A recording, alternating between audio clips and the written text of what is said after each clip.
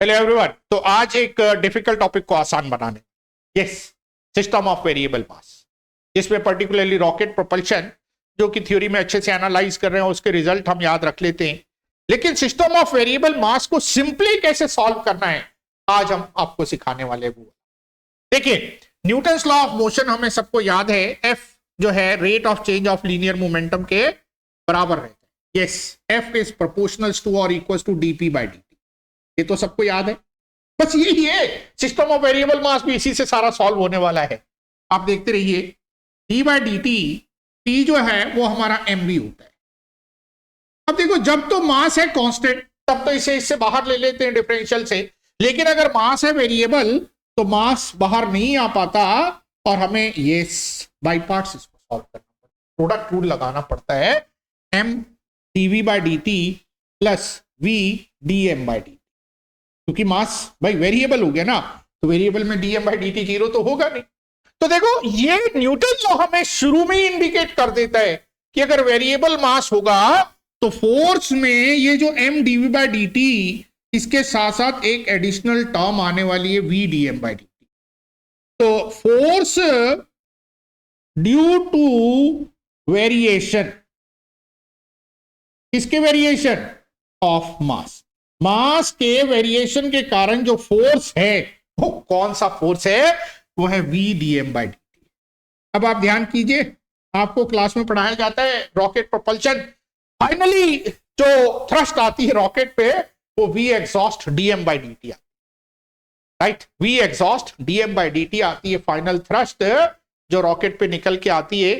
जबकि वो तो हमें पहले ही न्यूटन लॉ ने पहले ही दिन बता दिया था, बाई चांस हम ही शायद उसको स्किप करके चले गए। हमने इसे कांस्टेंट मास के लिए देखा, इस टर्म पे कभी ध्यान, आज ध्यान रखिए। Rocket propulsion being a common example, आज हम उसको डिस्कस नहीं करेंगे। तो आज हम डिस्कस करने वाले हैं एक दूसरी प्रॉब्लम, जिसको हम बोलते हैं चेन प्रॉब्लम। एक बड़ी अच्छी प्रॉब्लम है। क्या प्रॉब्लम है? हमें कहते हैं कि हमारे पास एक चेन है, यूनिफॉर्म चेन है, जिसकी लेंथ कितनी है भाई? जिसकी लेंथ है एल। हमारे पास यूनिफॉर्म चेन है जिसकी लेंथ कितनी है एल, जिसका मास कितना है एम। इस चेन को हमने इस तरह से होल्ड किया हुआ है कि इसका लोअर एंड जो है वो एक टेबल को टच कर रहा है। इसको यहां से हमने होल्ड किया। अब अगर इस चेन को हम छोड़ देते तो क्या हो? फॉल करने लगेगी, फ्री फॉल, जी एक्सेलेरेशन। जब ये जी एक्सेलेरेशन से फ्री फॉल करने लगेगी तो किसी इंस्टेंट पे अगर हम इसे देखेंगे तो भाई चेन का कुछ पार्ट टेबल के ऊपर गिर चुका होगा। मान लेते हैं चेन का एक्स पार्ट टेबल पे गिर चुका। At this time what is the force applied by the chain on the table? Force due to chain, ये हमें फाइंड करना है। ये है मेन प्रॉब्लम। सर आसान है? यस, बिल्कुल आसान है। क्या करना पड़ेगा? सर, जो पार्ट टेबल के ऊपर चेन का गिर चुका है उसका वेट लगेगा। यस, उसका वेट लगेगा। तो wait of the part of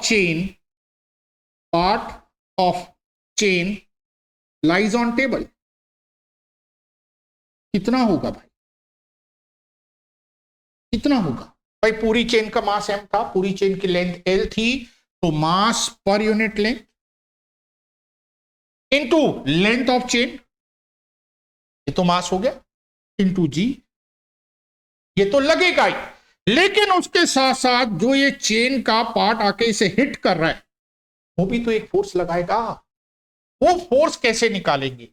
तो देखो, ऑलरेडी हम देख के आए हैं, जो फोर्स लगने वाला है एडिशनल, वो लगने वाला है v d m by d t. Right? देखो, सीधा एप्लीकेशन है v d m by d t. V कितना होगा सर? वी तो u square plus two g h से हम निकाल लेंगे। यस, आप बिल्कुल ठीक कह रहे। वी तो आपने निकाल लिया, डीएम बाई डी टी चाहिए खाली। डीएम कैसे निकाले sir? Mass per unit length into dx. Dm कितना होगा? अगर छोटे से एलिमेंट का मास आप देखेंगे तो mass per unit length into length, dt ऐसे ही कितना बन गया, m v square upon l, कितना हो गया, रखिए वैल्यू 2mgx अपॉन एल, बन गई बात।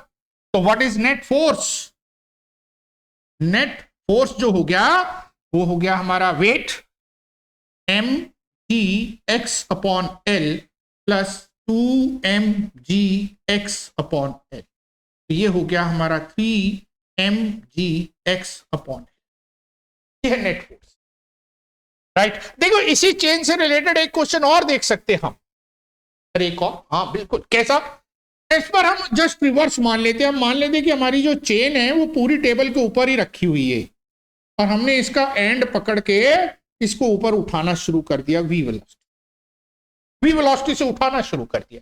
किसी इंस्टेंट में देखा हमने तो चेन का कुछ पार्ट हवा में आ चुका है और कुछ पार्ट टेबल के ऊपर है, मान लेते हैं कितना पार्ट आ चुका है, एक्स। कितना फोर्स चाहिए होगा इसे वी वेलोसिटी से उठाने के लिए।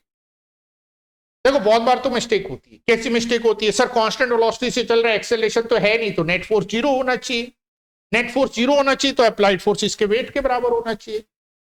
बट बी केयरफुल, ये वेरिएबल मास का सिस्टम है, जो मास हवा में हमारा आ गया चेन का वो लगातार बदल रहा है, बढ़ता जा रहा है, तो वेरिएबल मास का सिस्टम है। जो पार्ट चेन का भी टेबल के ऊपर है वो रेस्ट में, आप सडनली उसको वी वेलोसिटी देने वाले, अब किसी मास m को अगर आप वी वेलोसिटी देंगे तो फोर्स तो लगाना पड़ेगा। तो जो फोर्स यहां पर हमें रिक्वायर्ड होगा वो एक तो होगा weight of the part of chain in air, ये तो आएगा ही आएगा, plus being variable mass system we dm by dt भी आएगा। आज तक नहीं ध्यान दिया आपने, ये वी dm by dt कितना पावरफुल है। यस, वेरिएबल मास सिस्टम का ब्रह्मास्त्र है v dm by dt, direct answer देता है m/l gx, weight of part of the chain in the air, भाई mass per unit length m upon l into x, इसका मास आ गया, g से multiply कर लिया, प्लस v। dm कैसे निकालेंगे sir, m upon l into dx कर देंगे, यस कर दिया, तो कितना हो गया mgx upon l plus mv square upon l, ये हमारा बन गया नेट फोर्स, ये नेट फोर्स हमारा बन गया। इस बार v कांस्टेंट है तो v स्क्वायर की कोई वैल्यू हम नहीं रखने वाले हैं, तो directly mv square upon l से हम फोर्स निकाल सकते, राइट। तो ये था हमारा कॉन्सेप्ट इसका, वेरिएबल मास सिस्टम का, जिसको इजीली लगा के हम टिपिकल प्रॉब्लम को आसान बना सकते। और कॉन्सेप्ट को लर्न करने के लिए जुड़िए हमारे साथ, बहुत सारे ऐसे छोटे छोटे कॉन्सेप्ट हैं जिससे हमारे टिपिकल प्रॉब्लम बड़ी आसान हो जाती है। फिर भले ही वो फ्रिक्शन बिटवीन टू ब्लॉक्स हो या हमारा moment of inertia of remaining body, मतलब किसी बॉडी में से कट कर लिया जाए, centre of mass of remaining portion निकालना हो, उन सब की भी छोटी छोटी सी ट्रिक्स हैं। तो वो सारे ट्रिक्स हम आपके साथ आने वाले टाइम में डिस्कस।